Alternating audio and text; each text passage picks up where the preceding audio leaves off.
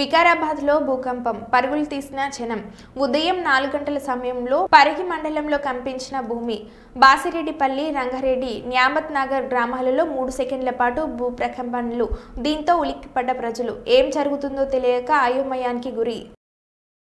బండ సూర్ బండి ఉండగా గాలి వచ్చినప్పుడు కలగాలన్నప్పుడు రెండు కొనుక్కొని దారి పడ్డాయి. తెలుగులో మాది రంగాపూర్ పరిగి మండల్ వికారాబాద్ డిస్టిక్. రాత్రి 3 గంటల 58 నిమిషాలకు ఒక భూకంపం వచ్చినట్టు కాదు, ఒక సౌండ్ వచ్చింది. 2-3 సెకండ్లు వచ్చింది.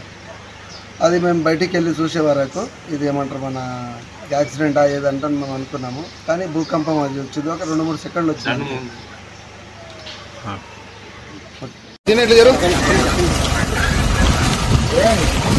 రాత్రి 3:50 నిమిషాలకు వచ్చింది సార్. గవర్నమెంట్ సబ్బు వచ్చి అందరం బయట ఏమన్నా పడ్డాయి అందరం లైట్గా కూడా ఎల్జీ ఎలా ఉంటే లైట్గా వచ్చింది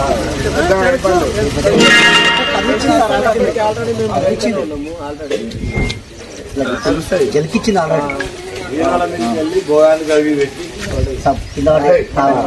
ఏంటని చూస్తే పిల్ల ఏమో అనుకున్నాం సార్. మాకు తెలియదు కదా.